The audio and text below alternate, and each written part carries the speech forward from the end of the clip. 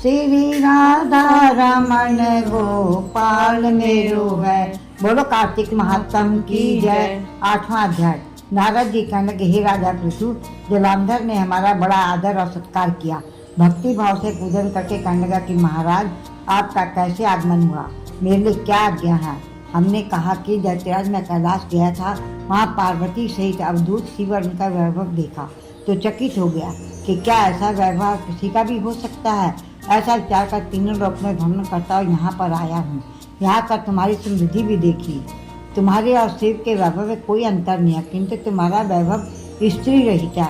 भस्म लेपन करने वाले राग रहित कामदेव के शत्रु शिव के पास स्त्री रत्न जैसी पार्वती है।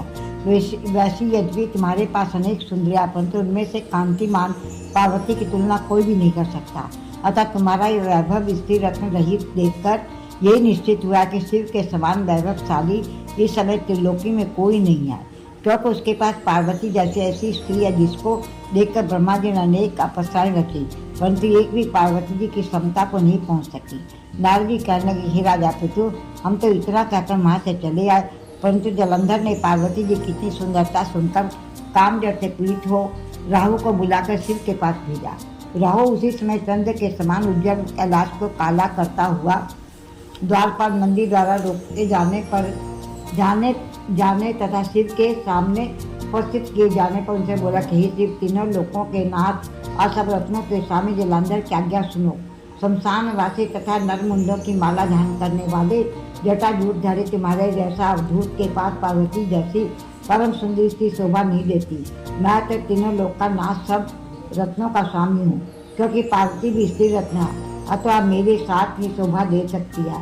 तेरे जैसे भक्त धारण करने वाले योगी के पास नहीं रह सकती। नारद जी कहने लगे, हे राजा पृथु, राहु के इतना कहते श्री ने अपनी भृगुटी भौं में से एक अति भयंकर ऐसा पुरुष को उत्पन्न किया, जिसका सिंह के समान मुख, जलती हुई अग्नि के समान लाल लाल नेत्र और शरीर पर खड़े हुए बड़े बड़े बाल थे।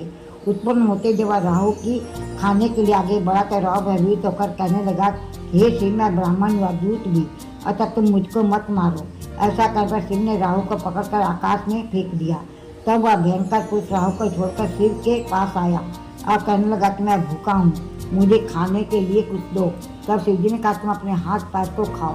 तब वह हाथ पैर को खाता हुआ सारे धड़ को खा गया, केवल मुख ही बचा। तब शिव जी ने प्रसन्न होकर कहा कि आज से तुम्हारा नाम कीर्ति मुख होगा और तुम हमारे द्वारपाल होगे। पहले तुम्हारी पूजा होगी, तुम्हारी पूजा बिना हमारी पूजा निष्फल होगी। उधर राहु आकाश में जाकर बर्बर देश में गिरा। सुनकर जलंधर को बड़ा क्रोध आया। वह दैत्य के 1 करोड़ सेना लेकर अपनी पुरी से बाहर निकला। बाहर निकलते सामने एक आंख वाले शुक्राचार्य और हीन राहु मिले। उनके अतिरिक्त और भी अनेक अपसगुन हुए, परंतु वह रुका नहीं। तब दैत्य सेना सारे आकाश में छा गई। जब देवताओं ने जलंधर की कैलाश पर चढ़ाई देखी तो छिप कर शिव जी महाराज को खबर दी।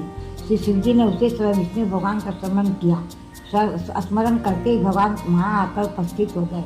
तब शिव जी ने कहा, हे भगवान, आप देवताओं को पीड़ा देने वाले इस दैत्य को मारा क्यों नहीं? इतना ही नहीं, आप वहाँ जाकर उसके घर पर विराजमान क्यों हो गए? तब विष्णु कहने लगे कि वहाँ आपके अंश से उत्पन्न हुआ है और लक्ष्मी जी का भाई है, इस कारण हमने उसको नहीं मारा है, या आपके हाथ से ही मारा जाएगा। तब शिव जी बोले कि यह तेजस्वी दैत्य हमसे नहीं मारा जाएगा, आप सब इसको मारने के लिए अपना अपना तेज दीजिए। तब विष्णु से सब देवताओं ने अपना अपना तेज दिया। इसके बाद शिव जी ने उस तेज को इकट्ठा करके ज्वालामाली सुदर्शन चक्र बनाया और एक ध्वज बनाकर जलंधर से युद्ध करने को तैयार हुआ। शिव जी के युद्धगणों की सेना में समस्त देवगण भी आकर सम्मिलित हो गए। उधर कैलाश के निकट जलंधर अपनी सेना लेकर आगे पहुंचा।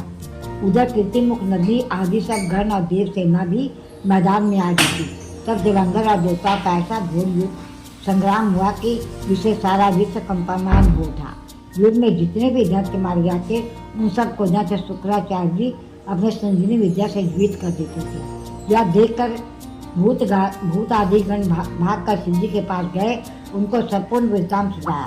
तब शिव जी ने अपने मुख से महाभयंकर कालजंग, जिसका मुख पर्वत की कंजा के समान था, एक कन्या उत्पन्न की। वह कन्या दैत्य को खाती हुई शुक्राचार्य को उठाकर एकदम अलोप हो गई। तब दैत्य को शिवगण बुरी तरह से मारने लगे। गणों के इस मार से घबराकर दैत्य सेना भागने लगी। दैत्य सेना को इस प्रकार भागते देखकर जलंधर के सेनापति शुंभ और निशुंभ तथा कालनेमी आ गया। उनको देखकर दैत्य ने अनेक प्रकार से देव सेना पर प्रहार किए, जिससे देव सेना मार खाकर भागने लगी। तब गणेश और शंभु का महागुरु युद्ध हुआ। इस प्रकार इस बार अपनी सेना को भागती देखकर जलंधर संग रण क्षेत्र में आया। देव सेना की ओर से वीरभद्र अनेक प्रकार के प्रहार जलंधर पर करता रहा। तब जलंधर ने क्रोध में आकर अपना पारी उस पर दे मारा, उसके रथ की पताका काट दी। साथ ही जलंधर ने बाण वर्षा करके देव सेना में भगदड़ मचा दी। अपनी सेना की ऐसे दशा देखकर स्वयं शिवजी बैल पर चढ़कर युद्ध के लिए आए। आगे दैत्य सेना पर बाणों के तीव्र प्रहार किए। इन प्रहारों से दैत्य सेना इस प्रकार भागने लगी जैसे कार्तिक मास के व्रत से पाप भाग जाते हैं। उस समय शिवजी ने अपने बाणों के प्रहार से खड़ंग गोमा का सिर काट कर पृथ्वी पर गिरा दिया। तब जलंधर ने महाघोर से ललकार की तो शिवजी ने उनके रथ के घोड़े और साथी को भी मार दिया। तब जलंधर पैदल अपना खड़ग लेकर शिवजी को दौड़ा। शिवजी ने तत्क्षण एक मुक्का उसकी छाती में मारा, जिसका बेहल हो गया। इस प्रकार जब दैत्य ने देखा कि शिव अजय है तो उसने गंधर्व माया रची। गंधर्व प्रसाद नाचने लगी, गाने लगी। शिवजी भी इस माया में भटकर नाचने और गाने लगे। जलंधर दैत्य भी शिवजी को माया में फंसा देकर महादेव जी का रूप धारण करके पार्वती के पास गया। पार्वती का जो रूप देखकर कामांध हो गया। पार्वती महादेव जी को आया देखकर खड़ी हो गई, परंतु तत्काल राक्षसी माया समझकर वहां से अंतर्ध्यान हो गई। तब जलंधर पुनः युद्ध भूमि में आया। उधर जलंधर के चले जाने के बाद पार्वती जी ने भगवान विष्णु का स्मरण किया। तब भगवान विष्णु ने वहां उपस्थित संस्कर पार्वती जी को अवशासन दिया। भगवान विष्णु ने सोचा कि जलंधर के ने स्वयं अपनी मृत्यु का रास्ता बता दिया है। यह दुष्ट वृंदा के पतिव्रत धर्म के कारण मृत्यु को प्राप्त नहीं हो रहा है। अतः देवताओं के कार्य तथा भक्तों की रक्षा करने के लिए हमको भी वृंदा के धर्म को भंग करने का घोर रूप कर्म करना पड़ेगा। ऐसा करने पर ही इस दुष्ट की मृत्यु होगी।